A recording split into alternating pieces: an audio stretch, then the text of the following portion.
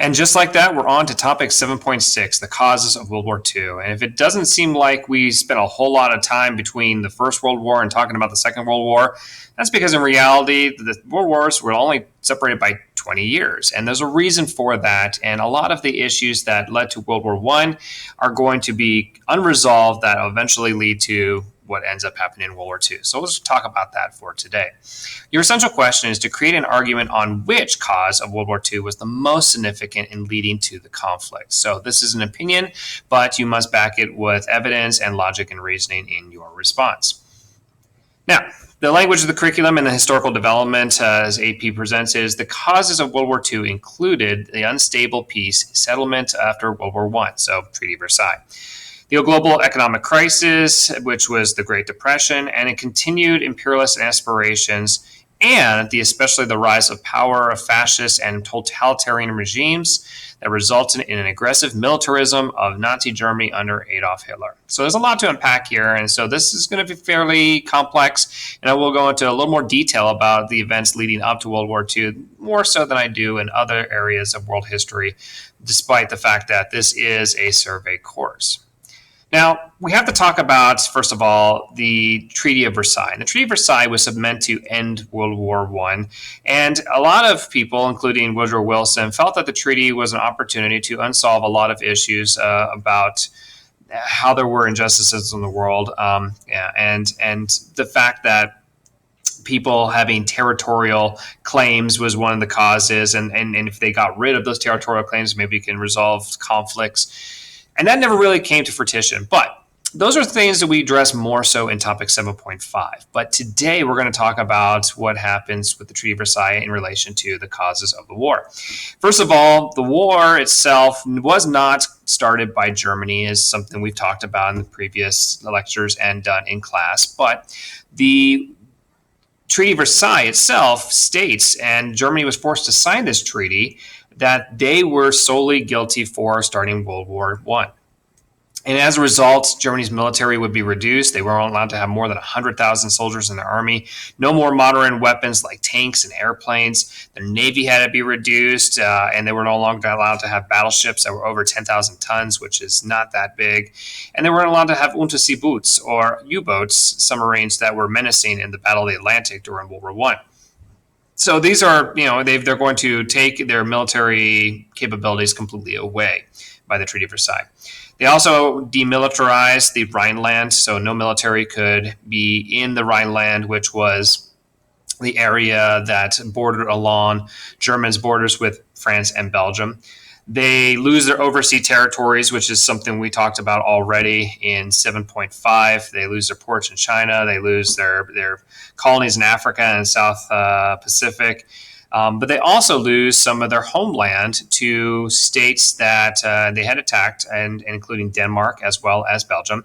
But they also lost territories to new states that were created as a result of the Treaty of Versailles, who would be given the self-determination and self-rule over their lands. That includes Czechoslovakia and, of course, Poland.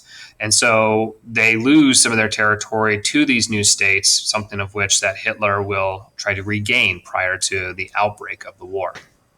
And of course, being how they were solely responsible according to the treaty, they had to pay for the cost of the war to the Allies. And that included a lot of money that they did not have. In 1919 dollars, it equated to 800 billion American dollars. Today, that would equate to about $12.5 trillion from 1919 dollars to 2021 dollars. That is a crazy amount of money that they had to pay, and they simply couldn't do it. And we talked about in previous lectures how it's going to lead to something called hyperinflation in Germany. And things are going to not go so well in the Weimar Republic, which is the government that was established after World War I. But Germany is not the only one dealing with problems of in the wake of World War I. One country is Italy. Now, Italy was on the side of the winning side. They were allies after World War I. But even though they do fight on behalf of the Allies, they did not get a lot of territory like they wanted in the Treaty of Versailles. And this angered a lot of Italians. You add on top of that, there were economic issues in Italy going on. And so one And oftentimes in history, where economic downturns happen, people turn to more radical viewpoints to try to solve the issues that are at hand. And one person that is giving a new ideas of what governments and how governments should operate and run is Benito Mussolini, who is going to found the Fascismo Party or Fascist Party in 1919, shortly after World War I is over. And his goal ultimately was to return Italy back to the glory days of the Roman Empire.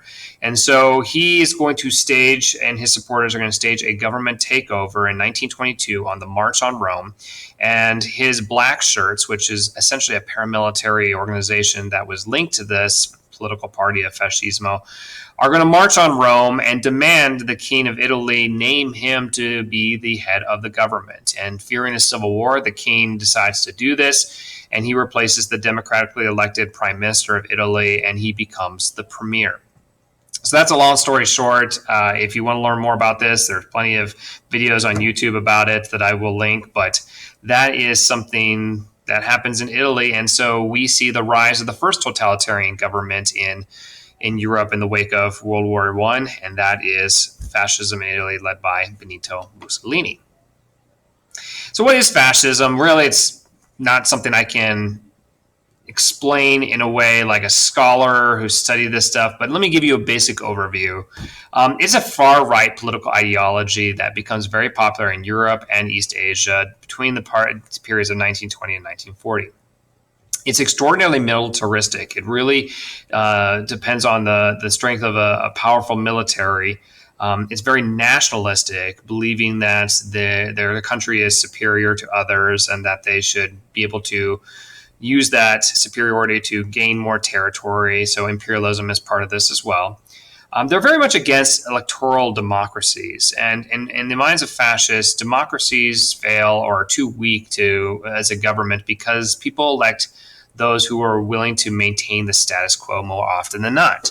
And that is going to lead to weak leaders ruling over countries in the minds of fascists. And so they believe that there needs to be a strong man or strong-willed party that will come and do the things that are necessary to help return their country to former glories, is what they often talk about. And the two men you see here are fascist leaders, Benito Mussolini on the left, of course, Adolf Hitler on the right. Both of them, presented that they wanted to return their countries to the greatness that they were. Mussolini going back as far as the days of the Roman Empire, Hitler going back to the days before World War I. And so they are very much against political and cultural liberalism. They are very much more about conservative traditions and keeping that. They're against pop culture. And there's a lot of things to unpack with that, but I'm not going to get into too much detail about it. Their belief is that there was this natural social hierarchy that, some people are just born into greatness and have natural talents that they are being given that should allow them to rise to the cream of the crop of society.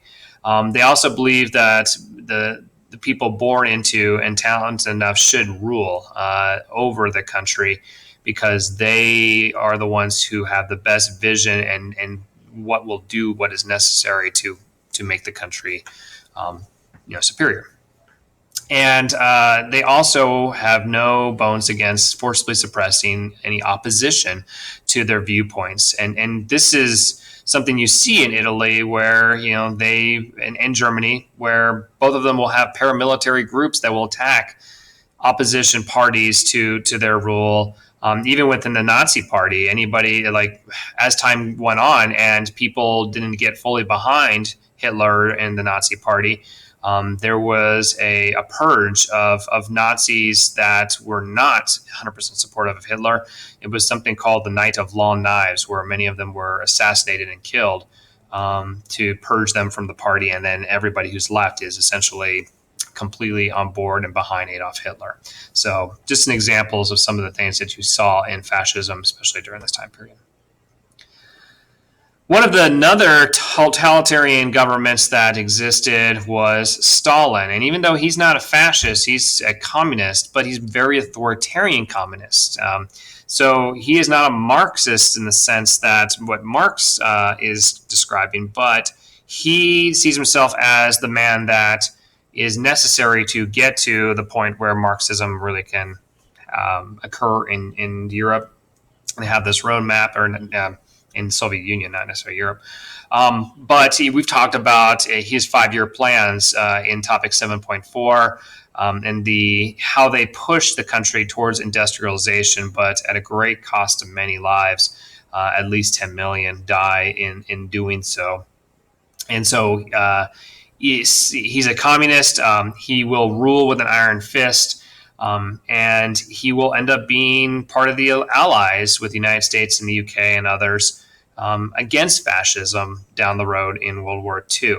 And even though the UK and the United States are democratic capitalists generally, they do not share the authoritarian communist views of Stalin, but sometimes the enemy of my enemy is my friend, and that's what happens here. But it is an alliance of convenience that doesn't last after World War II. And then we end with Hitler and the last of the regimes that come about, the totalitarian regimes. In class, I talked a lot about Hitler's childhood. I'm going to skip it here because I don't want to lose your attention.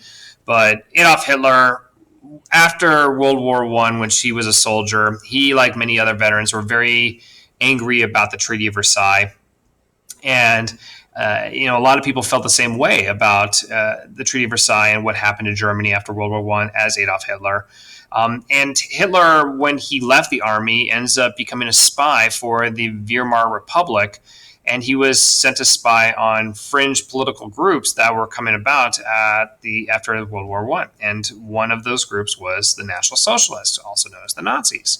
So they're a fascist party that has come about in Germany not long after the Fascismo finds root in Italy. But in 1923, kind of looking at the example of Mussolini, Hitler tries to take over the government with his supporters. It's known as the Beer Hall Putsch, and it fails. The army shows up, he's shot, he's arrested, he's put in jail. But the Nazis themselves are a party that are anti-Semitic, meaning they're against Jews. And they didn't invent anti-Semitism. They didn't just say all of a sudden, who we should blame? It's the Jews. This is something that many Germans felt, and not just Germany, in other European countries, there were a lot of people who felt that the Jewish people were not working in the interest of the country as a whole.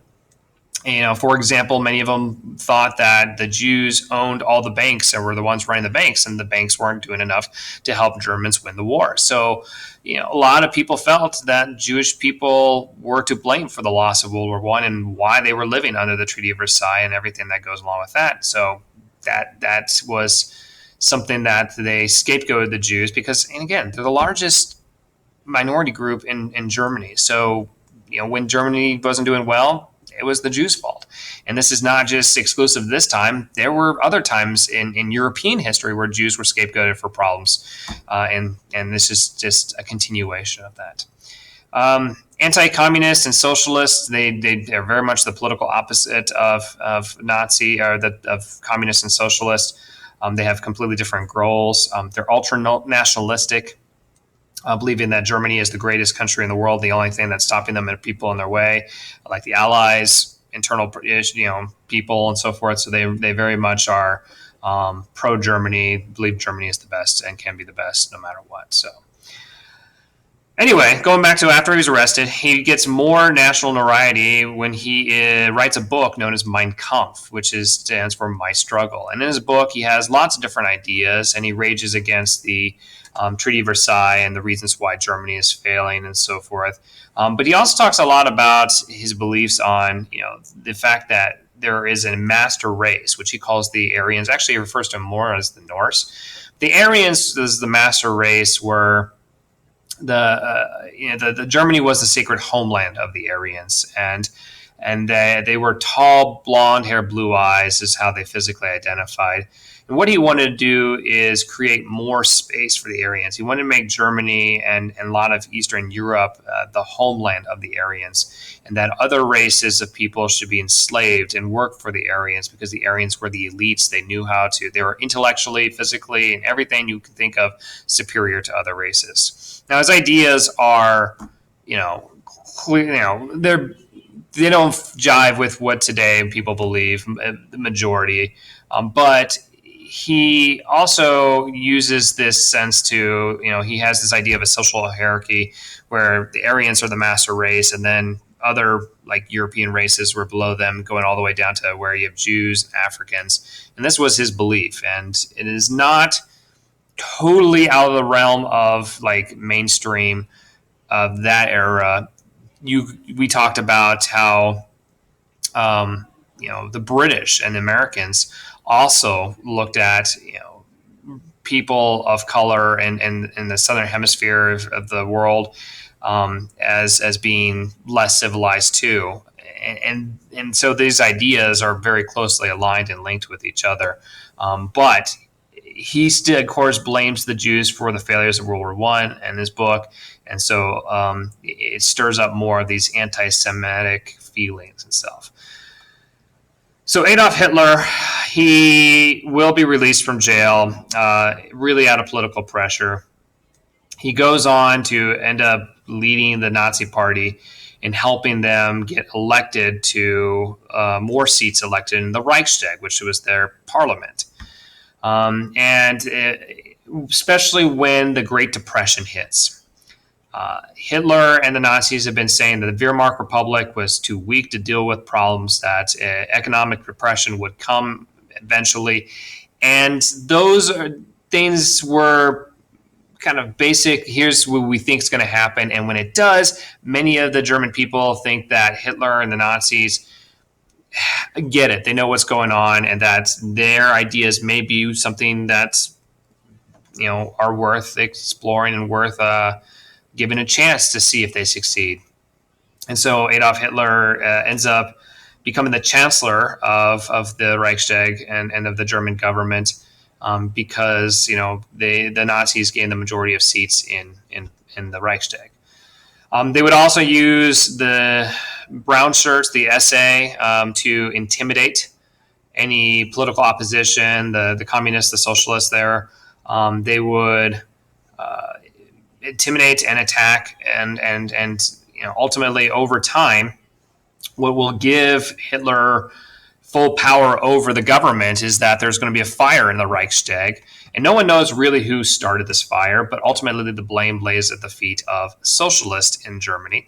And so they claim that socialists are enemies of the state, and that Hitler needs emergency powers in order to deal with this threat. And so he is given those emergency dictatorial powers, and he's declared Der Führer, which means leader, and he is now the dictator of Germany. And that, in a nutshell, is how he rises to power. Okay. So at this point, if you want to take a break and pause the video and come back, we'll go through the specific events next of what leads up to World War II. But one more group that you have to talk about is Japan. And Japan, long story short, military leadership ends up taking control over Japan. And when the Great Depression hits Japan, they look towards imperialism as a means to get them out, because they had depended on Western civilizations, particularly the United States, for things like oil and steel, and they wanted to look to becoming more economically independent from them.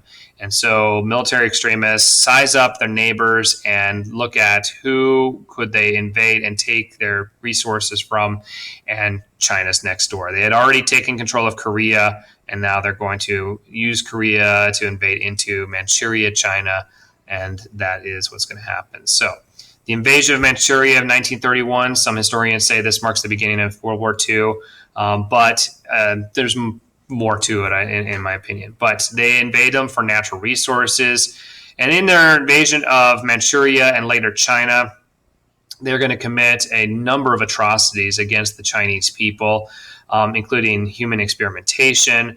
And one of them we'll talk about when we get to 7.8 with mass atrocities. the rape of Nankin, which is as horrible as you can think as a human rights violations, right? So Japan invades Manchuria. They're not the only country of these totalitarian regimes looking for imperialist aspirations. Italy will invade Ethiopia in October of 1935. Ethiopia was, of course, the last independent country that was remaining in Africa. And the Ethiopians stood no chance to the Italian tanks, where much of their soldiers were armed with small arms, even bows and spears. But when this happens, the leader of Ethiopia, Haile Selassie, is going to request the League of Nations to step in and do something. The League of Nations essentially says, nope, we're not getting involved. And so the League of Nations was set up to try to avoid war and things like this happening, and it is too weak and not willing enough to respond. Meanwhile, fascism, and I'm going to get myself off of Franco here, fascism continues to spread across Europe. In 1936, the fascist general Francisco Franco is going to launch an overthrow of the left-leaning loyalists government of Spain. Left-leaning mean they're mostly socialists, and Franco is a fascist, so complete opposite political ideologies. This civil war in Spain was almost like a sneak preview of what was to come in World War II. And both sides, the loyalist and the fascist, were interlocked in this war, but it becomes almost like a proxy war for fascism and socialism. And so the Soviet Unions would back the loyalists to help them fight, and then Germany and Italy would back Franco.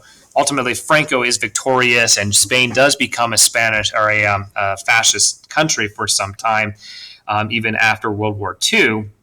But the Spanish do not get involved in World War II. They remain a neutral country, largely because the conflict of the Civil War was so bloody that they were rebuilding after Franco is victorious.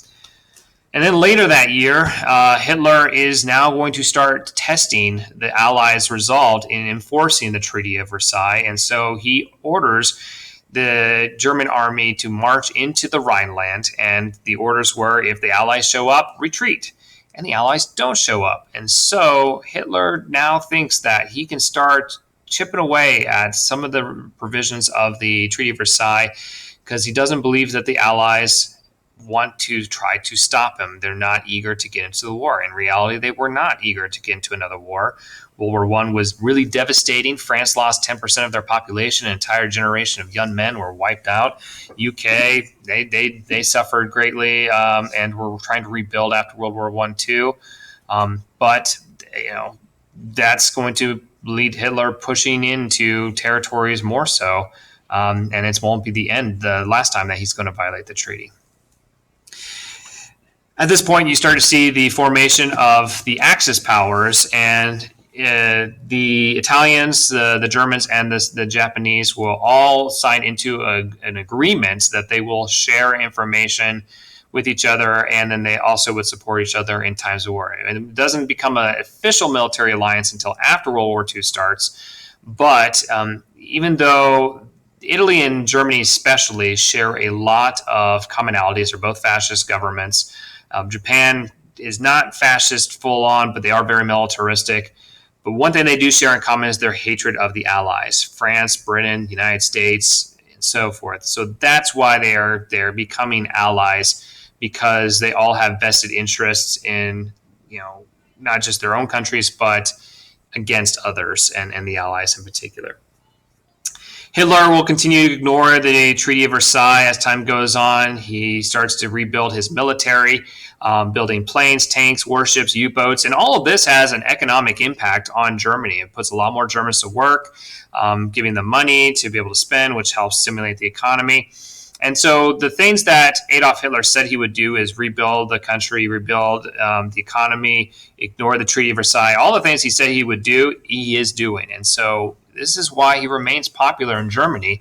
Despite some of the more extreme views that he has, people ultimately will look the other way when he talks about those things, because he is helping the country economically more so. And As he continues to do this, the Allies will do nothing. They had a chance to stop him, and they chose not to because, again, they're not eager to get in the war, but there also is the belief that this can be solved diplomatically. Meanwhile, he will unify, and he wants to reunify the German people with the German homeland, and he begins to look around his neighbors and start to take back some of the territory he lost under the Treaty of Versailles. He starts with Austria, and so he marches his armies into Austria when, with no resistance, was able to annex Austria into Germany, which was a clear violation of the Treaty of Versailles, and Allies did nothing. Then he looks to Czechoslovakia and to taking territory back from Czechoslovakia. And the Czechoslovakian government was fairly new. Their military was not going to match what the Germans would be bringing to the fight, and so they saw this as an opportunity for them to gain some more territory. And particularly, they wanted to regain territory that they had lost to Czechoslovakia in World War I. So this would lead to what becomes known as the Czech crisis. And Adolf Hitler is going to threaten Czechoslovakia that if he doesn't give them what they want, that he would invade them and take them over altogether. And what he wants particularly, most of all, is this land called Sudetenland. This was once part of Germany. And the people who live here are German-speaking and identify nationally as German. But that land was taken from Germany given to Czechoslovakia largely because it was very industrialized and had natural resources like oil and coal. And this would help Czechoslovakia get their economy started, which was with the belief of the Allies when they created this new country in the Treaty of Versailles. So the situation is that if Czechoslovakia is invaded, France says they will go to war with Germany. And so here we are on the cusp of a world war potentially happening. And so to avoid that, the Allies decide to meet Hitler in Munich in what becomes known as the Munich Conference. And the Allies, not eager to go to war, again, they believe diplomacy will solve this issue. And the Prime Minister of the United Kingdom, this guy right here named Neville Chamberlain, he is going to propose to Adolf Hitler that they will give him Sudetenland, and the Czech government had no say in this. They would give him Sudetenland as long as he promises not to demand more and not to invade Czechoslovakia, and war can be avoided. So Adolf Hitler agrees to this. He signs a paper saying that he would not do these things. And Neville Chamberlain returns back to the United Kingdom, and he gives a press conference after he gets off the plane and says, "We shall have peace in our time." He shows them the paper that Hitler signed, and not too long after that, Hitler invades Czechoslovakia and takes it anyway. So clearly, appeasement, this whole policy was a complete failure. And so by just giving him what he wanted and thinking that he wouldn't ask for more was a mistake. Danzig is the next place that he wants to get. Danzig is this city-state along the coast of the Baltic Sea. It was once part of German territory. The people who live here are German identifying. But after World War I, when Poland was created, it was generally a landlocked country, but landlocked countries don't do well economically, and so they wanted to give them access to the sea so they can partake in trade with other countries around the world. And that part of that land was Danzig. So this corridor to the sea that was created divided Germany into two, which the Germans weren't happy about. Neither was Adolf Hitler. And so he wants to reunite. So he goes to the Polish government and says, "Give me Danzig back, that city-state, and then you can keep your corridor to the sea, but you must build a highway that links between Germany and East Prussia, and you will pay for it. And Germans are the only ones allowed to use it." Of course, the Polish are not going to say yes to this agreement. Of course, Hitler threatens that he will invade them if they don't give him what he wants. And that is, here we go again. So, appeasement doesn't work. They're not going to give him what he wants this time. UK and France say, if you invade Poland, we will declare war on you. And here we go for another world war. Hitler is preparing to invade Poland, but there is one country he is concerned about. If he does do it, it's not the UK, it's not the French, and it's not the United States. It is the Soviet Union. And And the Soviet Union, who had been industrializing, despite the fact that they're far behind what the Germans were, they could present a potential problem. And he does not want to repeat after World War I. What would happen is that Germany would end up having to fight a two-front war, which then significantly reduced their chances of winning. So he goes to Stalin and he strikes a deal with him and becomes known as the Non-Aggression Pact. Hitler and Stalin signed this pact saying that Stalin or Hitler will not invade the Soviet Union when he takes Poland. And to sweeten the deal and to make it so that Stalin feels like he's getting something out of this, they decide to divide Poland into two parts, and the Poland would be annexed in part by the Soviet Union and in part by Germany. This agreement would end up shocking the world, and the UK and the British are going to be not able to have that two-front war that they were able to benefit from in World War I. So, as a result, Adolf Hitler now, which has the upper hand, is going to invade Poland. Poland itself will put up as much of a fight as they can, but ultimately the two giants that crash down on them, they will surrender by October 5th, 1939, and this is what ultimately sparks World War II, because UK and France will declare war on Germany, and then the war will happen. Okay, so next time we'll talk about conducting World War II. We'll briefly talk about the events that led to World War II and everything, but mostly we're going to talk about how this war was fought, and we especially compare it to World War I. So, the essential question, once again, is to create an argument on which World War II was the most significant in leading to the conflict. So, it could be an event, it can be circumstances, whatever you decide. What is the factor that led to World War II? Which one of those causes was the most significant? Anyway, this is Mr. Henry signing off.